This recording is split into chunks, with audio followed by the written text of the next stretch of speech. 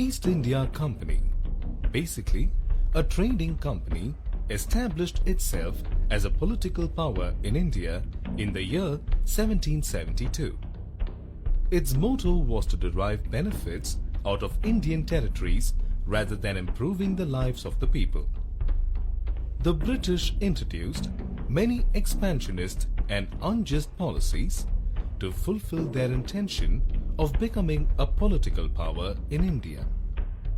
The cumulative effect of these policies, exploitation, and administrative innovations over the years adversely affected the positions of all. The rulers, sepoys, zamindars, peasants, artisans, pundits, Maulvis, etc. were a few among them who were adversely affected. The colonial policies of the East India Company destroyed the traditional economic fabric of the Indian society. The highly unpopular revenue settlements, like the permanent settlement, Mahalwari, Rayatwari, etc., left the peasants impoverished due to heavy taxation. The annexation of Indian states by the company cut off the major source of patronage to the artisans and handicraftsmen, making their lives more miserable. Adding to the misery, British policies also discouraged Indian handicrafts and promoted British goods. Zamindars, the traditional landed aristocrats, often saw their land rights forfeited, resulting into a loss of status for them in the villages. The East India Company's undue interference in the administration of princely states through the policies like subsidiary alliance and doctrine of lapse caused discontentment not only amongst the rulers but also the people. The British never mixed with the Indian people and treated even the upper class Indians with contempt. Such a racist attitude did not go well with educated Indians. They were now aware of the concepts like equality, liberty, and fraternity introduced to them by the Western education. The activities of Christian missionaries were looked upon with suspicion by Indians. The attempts at socio-religious reforms by the British were seen as interference in the social and religious domains of Indian society. The conditions of service in the company's army increasingly came into conflict with the religious beliefs of the sepoys. To a religious Hindu of that time, crossing the sea meant loss of caste. The General Service Enlistment Act, passed in 1856, made it compulsory for an Indian sepoy to serve overseas if required by the government.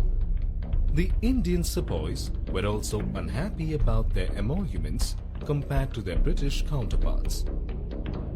An Indian sepoy was made to feel a subordinate at every step and was racially discriminated in matters of promotions and privileges. The annexation of Awadh, which was home to many of the sepoys, further inflamed their feelings. These were the reasons which caused great resentment among the sepoys.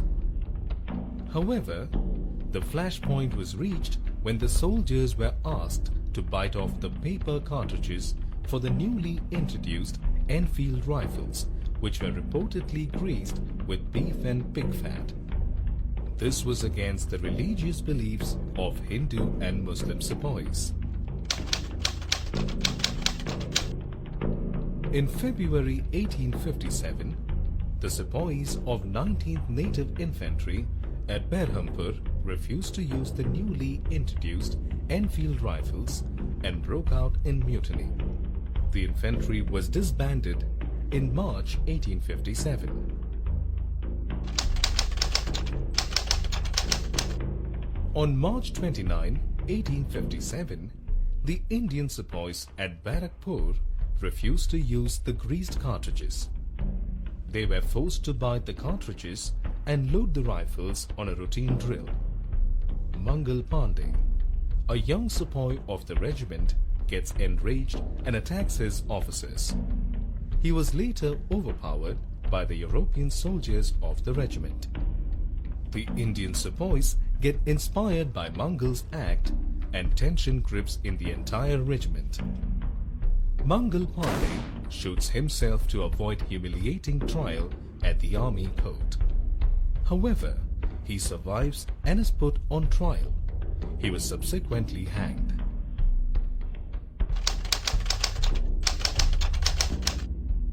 On 9th May 1857, 85 sepoys at Meerut cantonment were stripped of their uniform and sentenced to 10 years of rigorous imprisonment for defying the orders on the issue of greased cartridges. On the next day, the other sepoys mutinied and released their fellow inmates. These sepoys marched towards Delhi and reached Red Fort in the early hours of 11th May. They persuaded Bahadur Shah II, the Mughal emperor, to become the leader of the revolt and proclaimed him as Shahenshah-e-Hindustan. The rebels captured the city of Delhi from the British. Bahadur Shah wrote letters to all the chiefs and rulers of India, urging them to organize a confederacy of the Indian states to fight and replace the British regime. Storm centers of the revolt. At Delhi, the Mughal emperor Bahadur Shah was only a symbolic leader, and the real power was exercised by General Bakht Khan. At Kanpur, the revolt was led by Nana Sahib and his general Tantia Tope.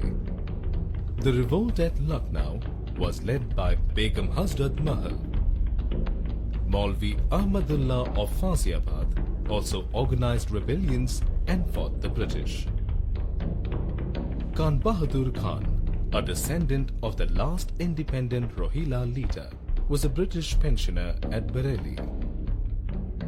The revolt provided him an opportunity to claim his ruling rights over his territory. The revolt at Arha was led by Kuvar Singh, the Zamindar of Jagadishpur. Rani Lakshmi Bai offered a stiff resistance to the British at Jhansi, but she was finally defeated at Gwalior.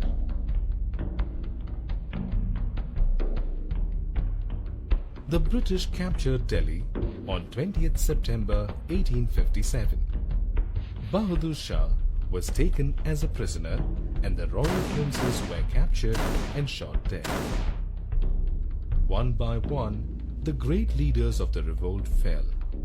The revolt was brutally suppressed, and by the end of 1859, the British authority over India was fully re-established. Even though the revolt of 1857 failed to overthrow the British rule, it helped in developing a nationalistic spirit and generated a feeling of oneness among the people of the country, which inspired the subsequent state